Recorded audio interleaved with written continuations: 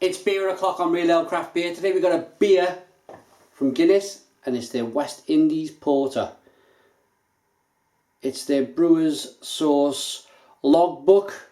Every big brewer, every brewery who has a history has a logbook where they log their brews.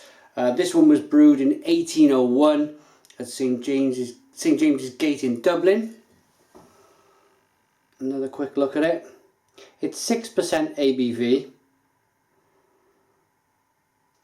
and it's described as a porter with complex yet mellow hoppy and notes of toffee and chocolate. So let's get it out into a glass and see what you get. Just want to show you the bottle cap first off. There you go.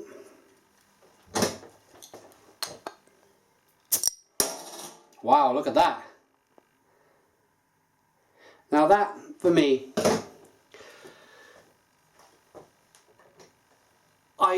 I'll be perfectly honest with you, I'm not a fan of the regular Guinness and the CO2 that they kind of pump in it, where it's doing that whole dancing horse thing that they like to show. Look at that. For me, that's a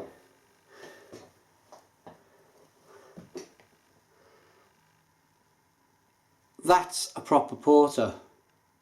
And a stout could look like this as well. You don't need to have that whole, it's marketing. You don't have to have that whole marketing thing going on in the glass, because it's not really doing anything to the beer. It's just a look.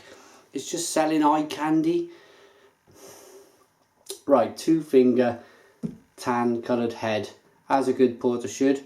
Jet black in the glass, no light bleeding through whatsoever. It seems to have a really good consistency to this beer just by looking at the beer in the glass. If I rock it, yeah, it seems 6%. It's going to be a good one, I'm pretty sure. Let's get the aroma.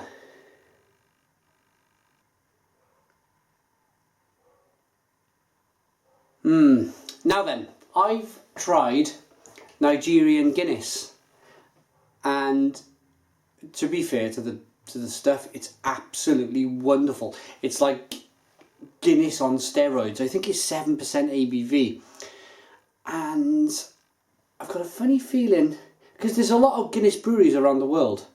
There's a Guinness in Nigeria, they're brewing beer, and yeah, they produce 7% stouts. It's great, and if you can get it, it's really, really, really good. This smells like a variant of it, but not, of course it's not 7%, so I think what they've done, they've taken the Nigerian Guinness and they've toned it down a little. And of course called it a porter, which, hey, that's fine, that's fine. It's very sweet. The Nigerian Guinness was very sweet. This is, it's almost lactosey, like there's added lactose to the beer. Fruity. Of course, porter-like, chocolate, coffee, caramel. I'm looking forward to this a lot. I'm going to dive into this one. Cheers.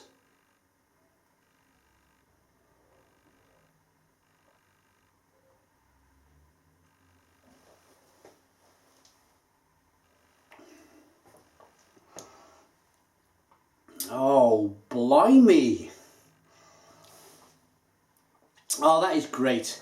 That is absolutely wonderful. There's nothing that you can take away from this beer. Well done, Guinness. Well done, Guinness. Because, as I said at the start of the review, I'd lost a lot of faith.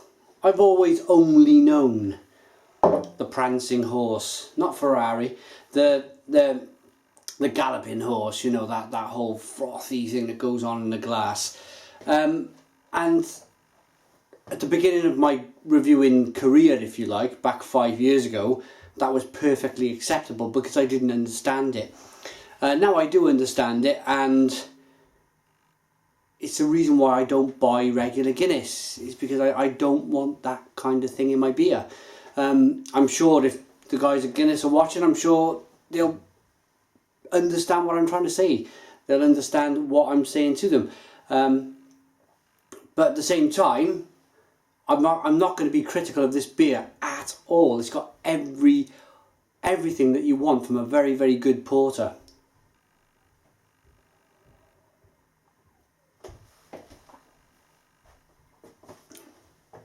The most important thing for me in a porter, and I can't stress this enough, is the mouthfeel.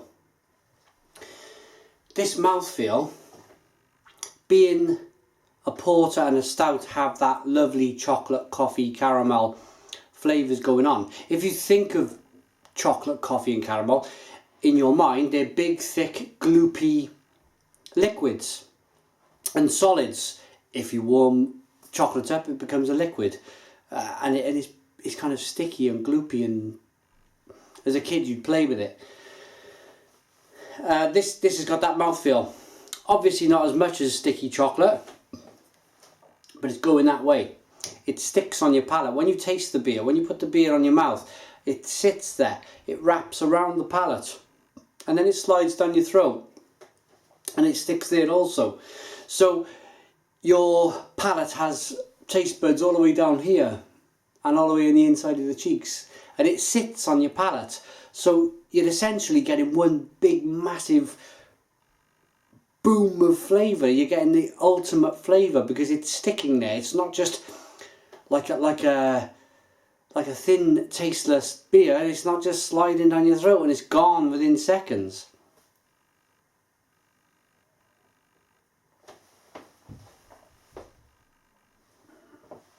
So flavour wise, we got the mouthfeel out of the way. It's got a vinous quality to it. This is quite remarkable, to be honest, because I've tasted an awful lot of stouts and an awful lot of porters from microbreweries around the UK, around Europe, around America, Russia way.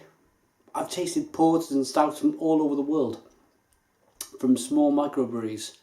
And I'm telling you this right now, if you put this in a glass, in a blind taste test, and told me this was from a microbrewery just down the road, or a little cottage brewery, then I would agree with you. I would say, yeah, absolutely. Yeah, it's got everything that you would expect from a very, very good porter. It's got the mouthfeel, it's got the taste. It's got that vinous feel, it's got that chocolate, coffee and caramel.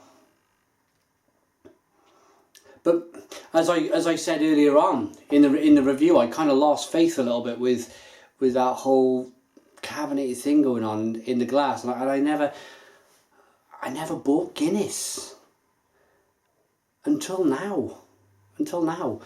If they make this, I think what they've done at the moment is a trial price in the supermarkets. It's £1.50 a bottle in the UK. For a 6% beer, that is just marvellous. And not just because it's 6%, but because it tastes so really, it tastes so good.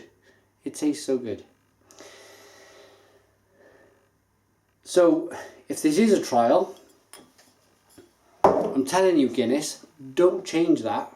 Keep that exactly the same and put your pedal to the metal and go full pelt with this. Don't look over your shoulders what everybody else is doing. You know what you're doing. You know this is good. You know this is a good beer. Go and brew it. Take it away from that trial environment straight away, because people will buy this. People know a good beer. Rating then for Guinness West Indies Porter, St James's Gate, Dublin.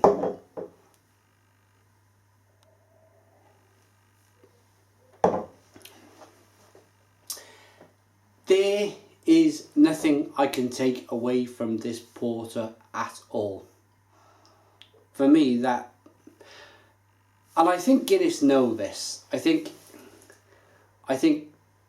they've got a lot. When you think of stout, you think of Guinness. It's a natural thing. I think that they've nailed this, and that they're looking to